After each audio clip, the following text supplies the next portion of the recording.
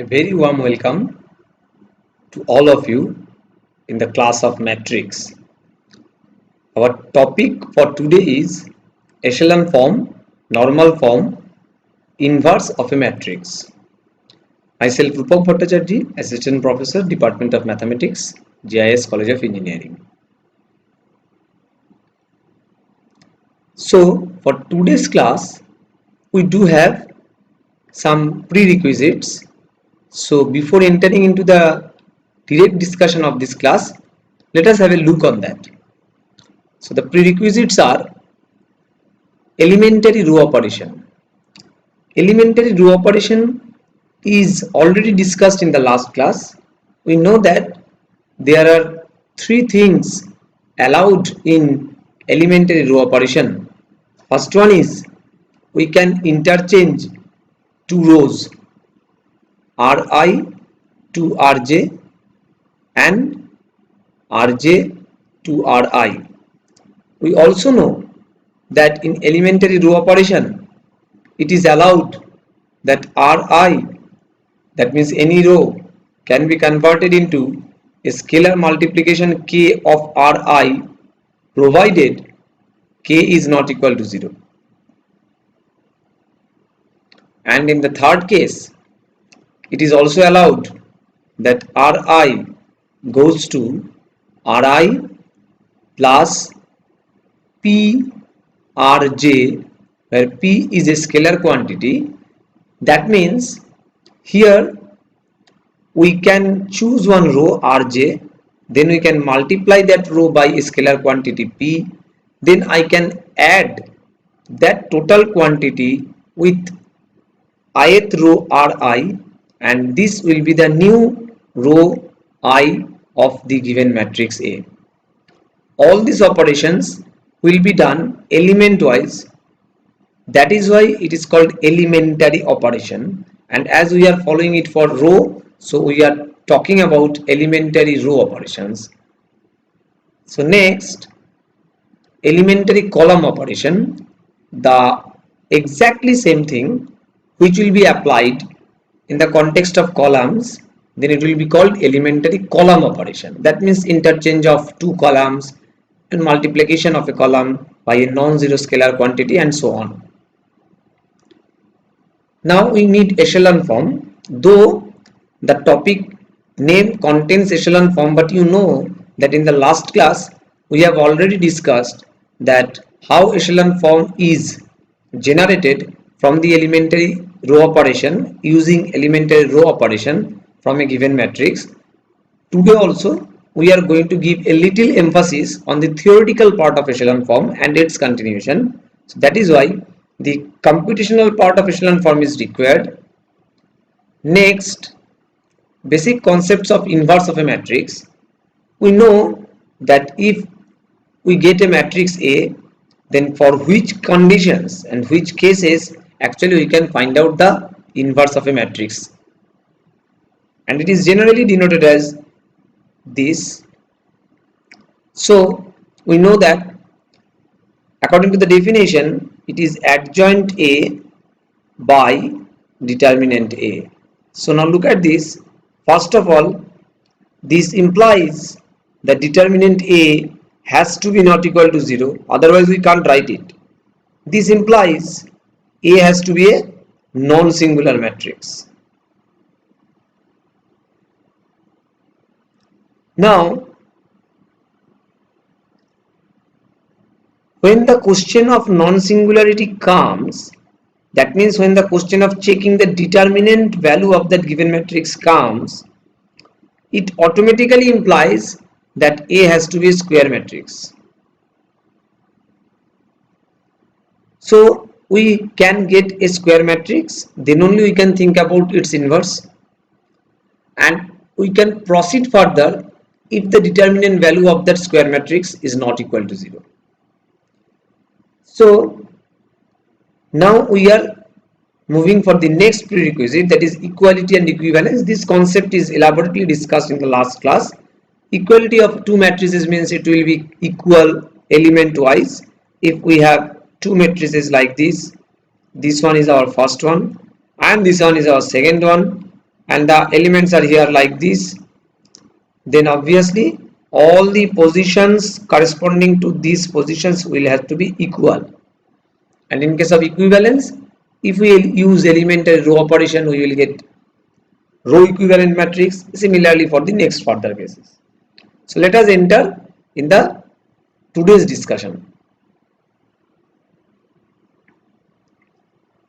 Already we have discussed what is the concept of row operation and what are the things allowed, and what are the concept of column operations, what are the things allowed. It is just given for your own choice, own facility, that so that you can just go through this part and you can just realize the thing that what we have already discussed in the prerequisite part is nothing but this discussion. That is, in case of column operation, look at this, it is just similar thing for row, just in the position of row columns are written.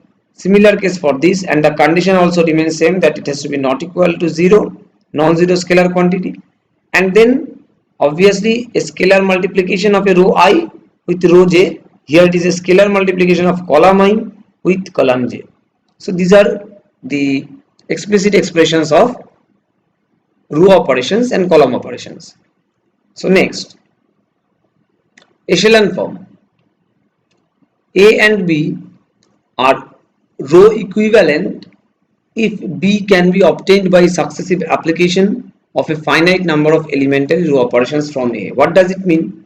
It means that if you have a matrix A and you have applied specific elementary row operation, suppose R1 dash, and you get A1, then you have applied R2 dash and you get A2, and in this manner you are applying various elementary row operations, but it has to be finite, it has to be up to n times, n may be 1, 2, 3, whatever, but it has to be finite, and finally you get, suppose it is an.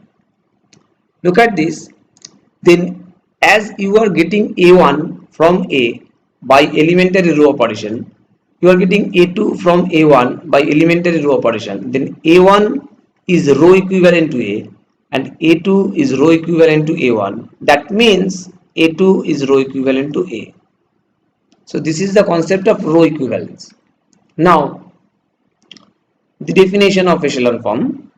A matrix A is said to be in echelon form if all non-zero rows follow all zero rows follow all non-zero rows of A. It is already discussed with the example in the last class. Still I am going to show you some examples today. The number of zeros preceding the first non-zero element of a row increases as we move row to row downwards. So let us take the first example. Look at this. All zero rows. Zero rows means where all the entries are zero. Is there any zero row? No. So there is no question of having any zero row which will not follow a non-zero row. So this condition is true for this. Next, as we have discussed, again I am saying it for you that we have to go downwards and we have to identify what is the first non-zero entry in every row. Then we have to count how many zeros are there preceding the first non-zero element. So here first non-zero element is 1. There is no zero before that. So the number of zeros here in this context is 0. Number of 0 here in this context is 1. And the number of zeros in this context here it is 2. So when we are going downwards, the number of zeros preceding the first non-zero element of a row are increasing. Let us go for another example. Now it is your job to check. Look at this. First your job is to identify whether it is the first non-zero element. So how many zeros are there before the first non-zero element? 0. Here it is 1. Here it is 3. Where is the first non-zero element? No non-zero element. So it is this one is a 0 row. So 0 row is coming, it is very clear after all non-zero rows. So the first condition is satisfied. And as you go downwards, look at this number of zeros preceding the first non-zero element is increasing. So this second condition is also satisfied. That means both the conditions are satisfied. So both the matrices are here echelon matrix, echelon form of a given matrix. Now keep the sequence in your mind. First we have discussed row equivalent, then we have discussed echelon form. Now we are going to discuss what is row reduced. When we call a matrix is row reduced, the first non-zero element in a non-zero row is 1. There is no such requirement in echelon form. Our job is to identify the first non-zero element in every row. But here the first non-zero element in a non-zero row has to be 1. This is very important. This is the requirement here. It has to be 1. And each column containing the leading one of some row has all other elements 0. That means in case of the previous one, you can get one column like this: 2 0 0 0 0 0. So if you have a matrix like this and whatever the things are there, look at this. What is the leading entry? 2. It is not allowed, it has to be 1. Similarly, if this column contains the leading entry, then all other elements has to be 0, and it is second condition is satisfied. Look at this. Now go for the example. This is I3, and in case of I3, first non-zero element in non-zero row, it is non-zero row, this is non-zero row, this is non-zero row. Leading entry is 1, leading entry is 1, leading entry is 1. Now each column containing leading one, this is 1, so this column contains all others are 0. This is 1, so this one and this one are 0. This is the third column containing 1, these are 0. Go for the next. Look at this, it is very important. Leading entry, all are 0, leading entry. So first non-zero element in a non-zero row is 1, satisfied. Each column containing the leading one, so this column containing leading one, all are 0. This column containing a leading one, all are 0. This column containing a leading one, all are 0. We are not going to check anything for these 3 columns. I think it is crystal clear to all of you, but we need some more observation for this one. Look at this. It is row reduced, okay. But the question is, if it is asked that is it in echelon form? The answer is no, because look at the violation. This is a 0 row which is coming before the non-zero row, which is not allowed in echelon form. Similarly, number of zeros are increasing. Here the number of zeros preceding the first non-zero element is 1. Here it is 2. And here there is no question of non-zero element, and here it is 0. So if you go downwards, increasing then decreasing, but we can make this particular thing into its echelon form by using elementary row operations. So now this new matrix, you can also check whether this is a row reduced matrix or not. Now moving forward, before going to give you the definition, look at this, what definition actually we are going to give and what example we are going to give. It is row reduced echelon form. Already we have discussed what is the meaning of row reduced? And we have already discussed what is the meaning of echelon form of a given matrix. Now we are going to discuss what is row reduced echelon form. First condition is that A is in row reduced form. Second condition is that there is an integer r which lies between 0 to m, where m is the number of rows in the matrix A. Our matrix A, what we are trying to check, it is of the order of m cross n. So there is an integer r such that the first r rows of A are non-zero rows and the remaining rows are all zero rows. That means this actually tells the thing that all zero rows will appear after all non-zero rows. Next, for each non-zero row, if the leading element of the row I occurs in the column ki, then ki is less than k1 is less than k2 kr. What does it mean? It means that when you are checking for this, it will also follow the condition of echelon form. Check the first example, row reduced. So leading entry is 1, leading entry is 1. There is no question of having any leading entry. If leading entry is 1, all others are 0, all others are 0. So it is row reduced. But there is an integer r. So look at this, what is the value of r here? 2. And for each non-zero row, so this is a non-zero row, this is a non-zero row. If the leading element of the row I, here row 1, occurs in the column k, so row 1 occurs in the column 2, then k1, k2, k1 is less than k2 less than less than kr. Look at this. So k1 is 2, 2 is less than k2. What is the value of k2? K2 means second row, first leading entries column position.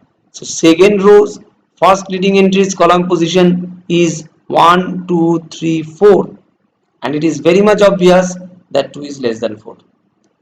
That means nothing but the same thing, that the number of zeros will increase if you go downwards. So it is nothing but a combination of row reduced form as well as in echelon form. So this is another example of a matrix. You have to check whether it is in row reduced echelon form or not. Now we are entering in a very important part. First we are going to discuss the definition and then we are going to discuss one example. For a given m cross n matrix A row reduced echelon matrix B can be obtained by applying on a finite number of elementary row operations. We have already done this.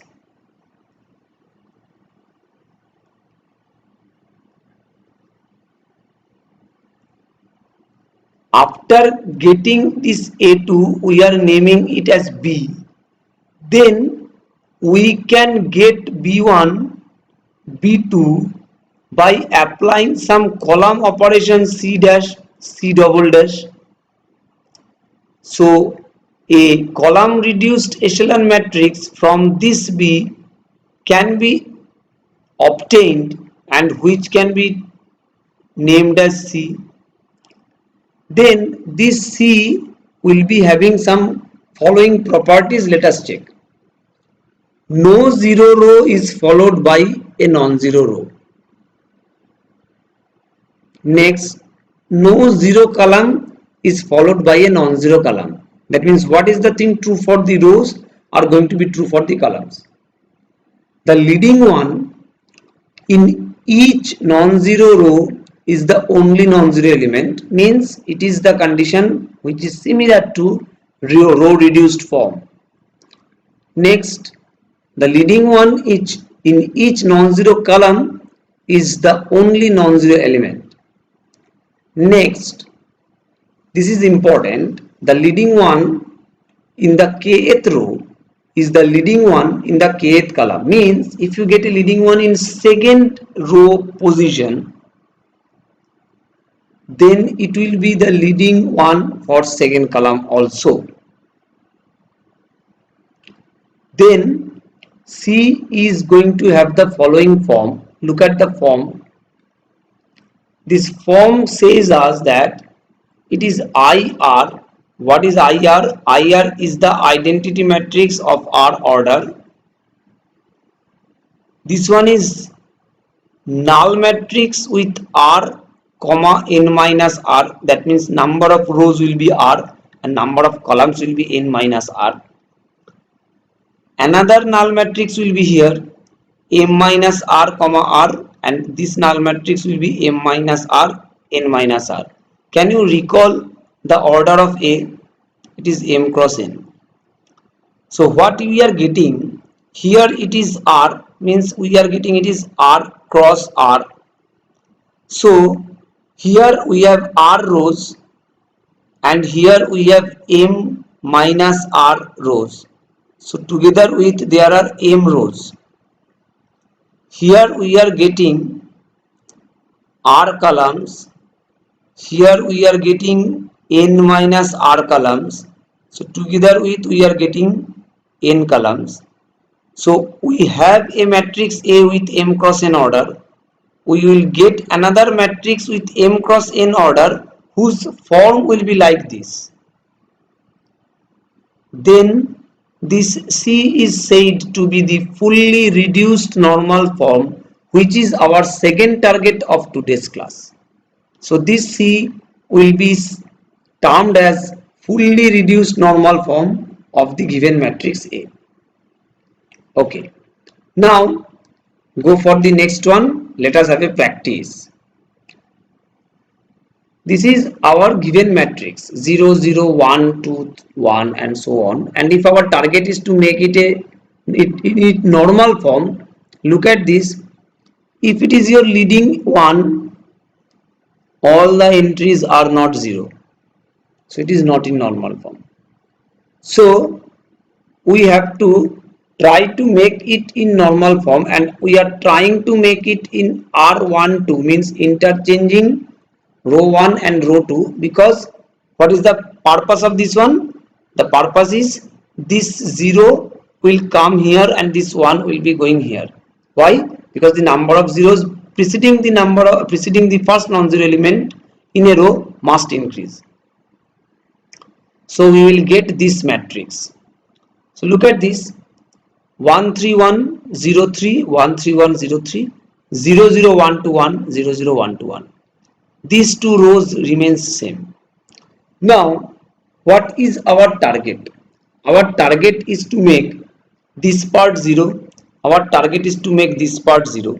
So what I will do, R3 will be converted into R3 minus 2R1, and R4 will be converted into R4 minus 3R1, so that we will get this matrix.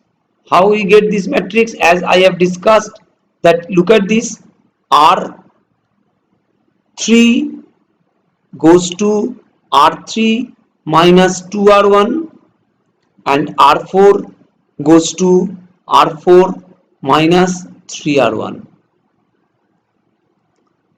Look at this. This is 0 0 0, our target. This 0 0 0 came automatically. Clear? So the number of zeros preceding the first non-zero element is 0, then it is 2, it is increased, very good, but it is again 2, it is not increased. So our job is to make this one 0. So how to make it 0? So look at this: if we apply R1 minus R2, R1 minus R2, then R3 minus 2R1, where is R3? This is our R3. R3 minus 2R2. So this is 2 minus 2R2 means 2 minus 2 is 0. And then R4 minus R2, that is 1 minus 1 is 0. So what we get? We get this one. Look at this: our operations, if I write it here, there are three operations actually done, because it is already discussed in your previous class that what are the row operations we should take so that we can reach our target. R1 goes to R1 minus R2, R3 goes to R3 minus 2 R2, and R4 goes to R4 minus R2. R4 minus R2, because of this one minus 1 to make it 0. R3 minus 2 R2 means 2 minus 2 into 1, so that it is 0. Which one? This one is 0. These zeros are already there, so we can make the number of zeros increased. And we have made R1 minus R2 because 1 3 0 we have made, because our target is to make this entry is also 0. So this for this approach actually we have made this one. So now proceeding further, we get this matrix. Now your job is to first think about that what are the process we have applied so that we get this matrix. So look at this 1 3 0 minus 2 2 minus 2 minus 2 is there. Now if there is a minus 2, then from where this minus 2 came? So here you need the operation that minus half R3. Where is my R3? This is our R3.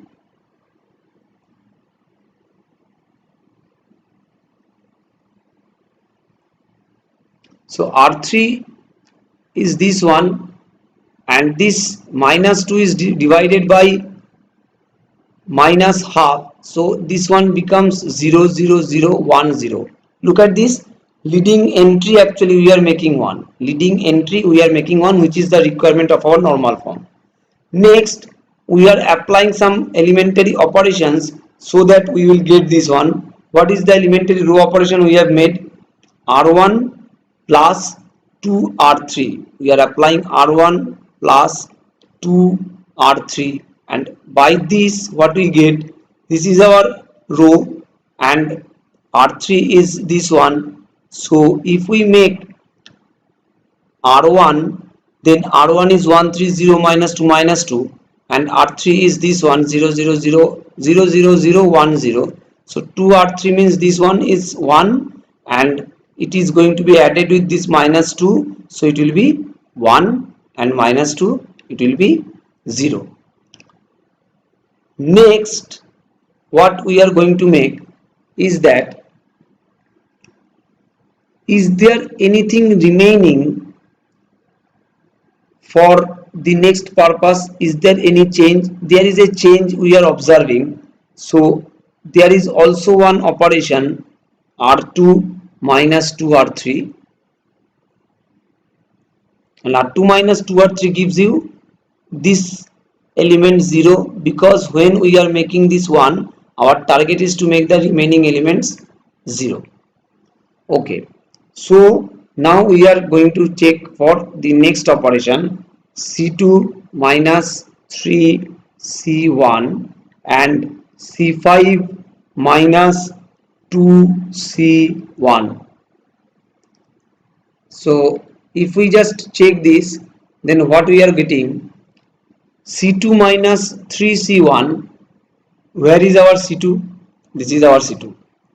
And where is our C1? This is our C1. So look at this, what we are using, we are using this C1 to make this one 0. It is nothing but the same approach what is adopted for rows.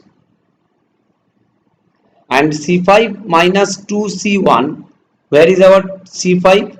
1 2 3 4 5, it is our C5. So C5 minus 2 C1 means minus 2 minus minus 2. So there is, I think already you have identified that whether it will be minus or plus. So it will be plus, because there is no other option to make it 0.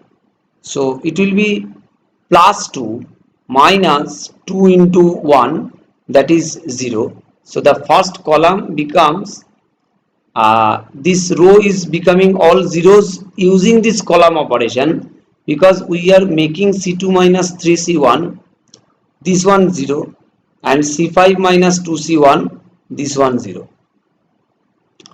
Now, is it in the normal form? Look at this, there is 1 and there is also 1.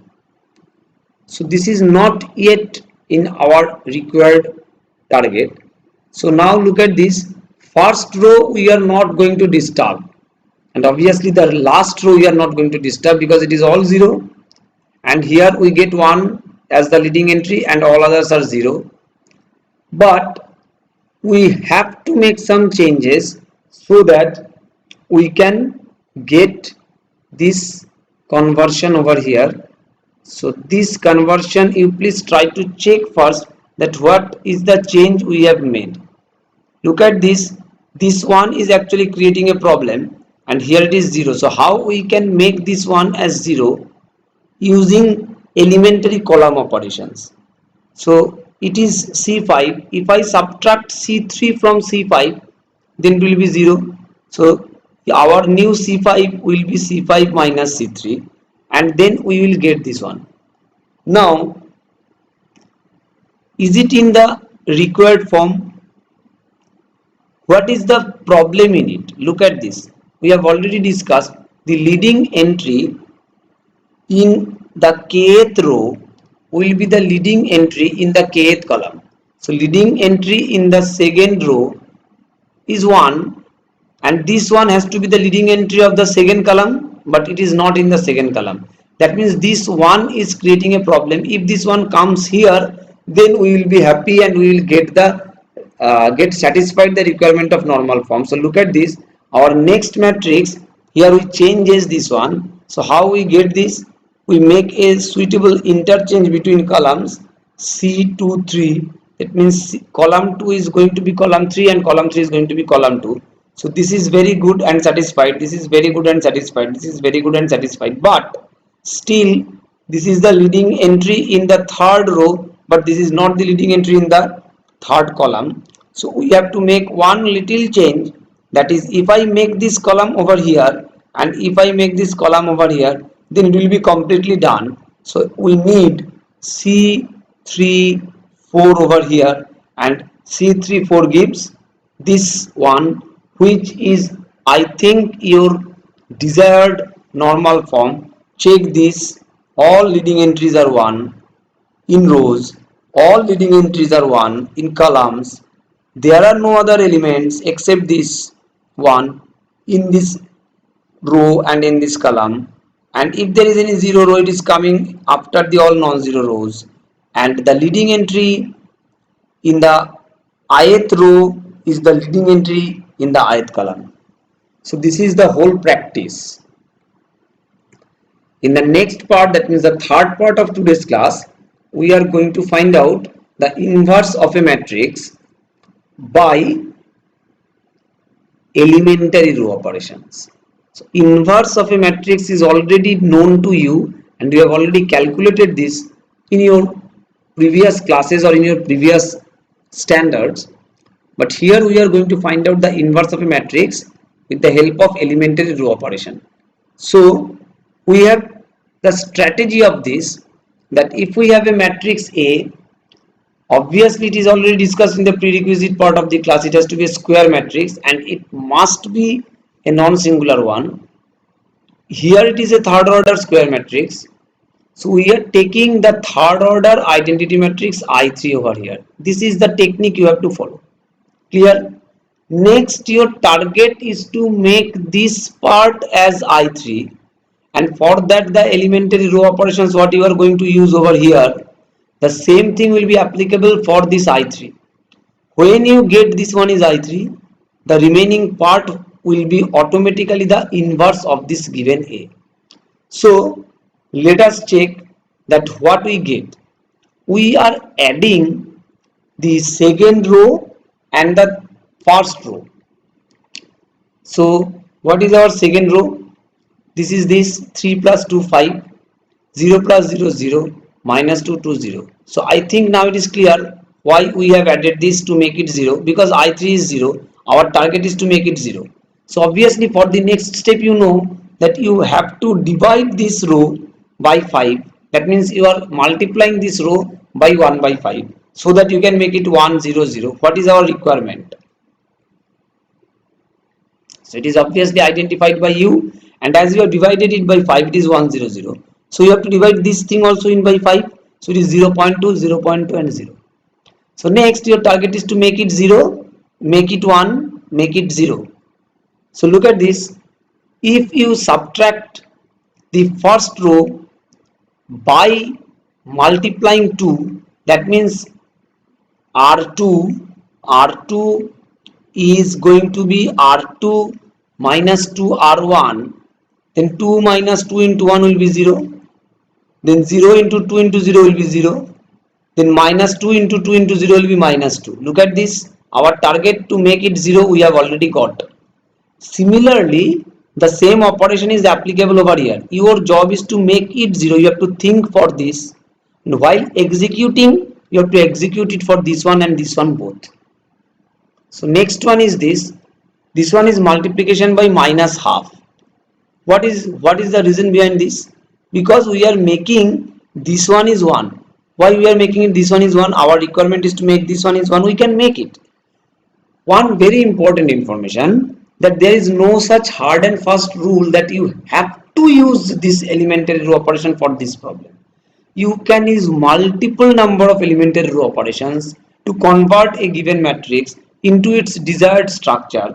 Just you have to keep the thing in your mind that your desired structure has to be achieved. So look at this, as we have made it 1, obviously we are going to plan to convert it into the third row. So let us check what is going on. Look at this, we have swapped it so that this 0 0 1, which is very much same to the third row of I3. So if we get it 0 0 1, we will obviously swap, and we have swapped it. So next our target is to make it 0. Yes or no? If I can make it 0, then 1 0 0 0 1 0 0 0 1 will be there. So how to make it 0? Obviously you have to use this one. So look at this, if you are subtracting the third row from the second row, then 0 minus 0 as second row, and then 0 minus 0 minus 0, 1 minus 0 and 1 minus 1. So look at this, if you are subtracting this one, obviously correspondingly their changes will be there. You got I3. So as it is I3, it will be A inverse. Now what is the reason behind it? Why we are talking, the process is okay and we got it okay, but the reason is something like that, which will be clear from the next example. So let us go for the next example. It is also a practice problem, but you can just think about the logic. Look at this, any matrix A can be written as I into A. Clear? When I can write it as A into A inverse, then obviously it will be I. Or you can say that A inverse A, then also it will be I. So look at the check. Applying all these things, which are nothing but row operations, elementary row operations, ultimately slowly we are converting this matrix into I3, and the same operation is applied on I3, and it is going to be changed in a gradual manner. Look at this, in the intermediate step now it is 1 0 0 1 0 0 already achieved. Our job is to make this one 0, our job is to make this one 0, and our job is to make this one 1. So let us see that applying some more elementary row operations. Look at this, it is gradually coming 0 0, and then it is 1 by 9. So obviously you have to multiply it by 9, and it is 1. So what we get, this one is I3, this one is changed from I3 and it is A. So ultimately we get one identity matrix is the product of two matrices, where one is A. So obviously the another one will be A inverse. I think it is clear. I am repeating it.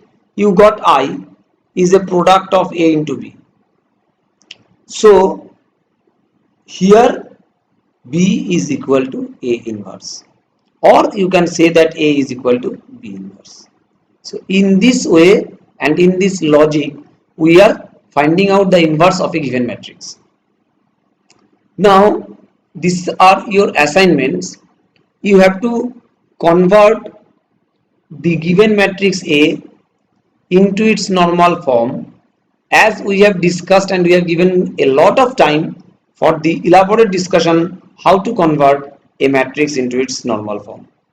And the second problem, what we have already discussed, inverse of A by elementary row operation. Now what you can do, you can do two things in your home. When you are going to get the answer A inverse, take it separately, multiply it with the given A and check whether I3 is coming or not.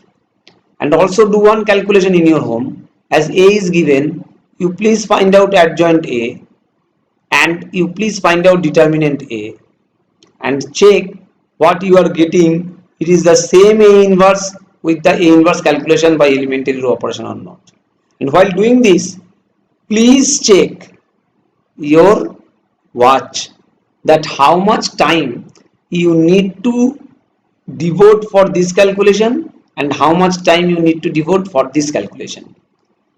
If you get this one is lesser, then it is nothing but due to the order, because you are taking a third order matrix. But when it will be fourth order, when it will be fifth order, you please think, is it possible for you to calculate the determinant value of a fifth order matrix?